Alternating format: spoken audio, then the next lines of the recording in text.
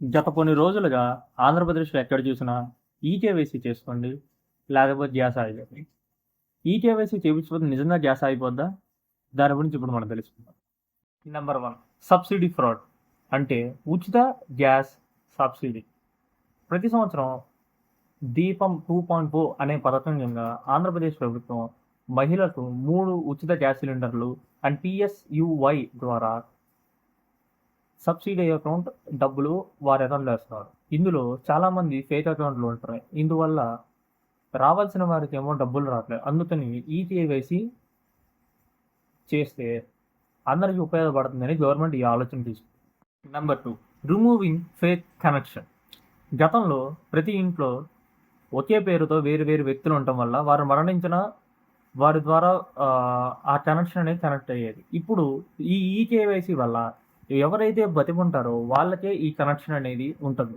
ఇప్పుడు మరణించిన వాడికి డబ్బులు పడకుండా ఓన్లీ బతికున్న వారికే డబ్బులు పడేలాగా ఈ ఈకేవైసీ ఉపయోగపడుతుంది. Number 3 stopping illegal diversion.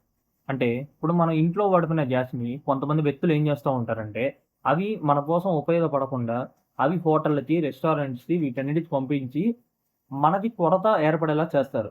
ఇప్పుడు ఈ ఈకేవైసీ వల్ల ఏం జరుగుతుందంటే మనం తీసుకున్నప్పుడు మన డీటెయిల్స్ అనేవి వాళ్ళు ట్రాక్ చేయగలుగుతారు. సో, ఈ డైవర్షన్ అనేది కంట్రోల్ చేయడానికి ఈ ఈకేవైసీ ఉపయోగపడుతుంది.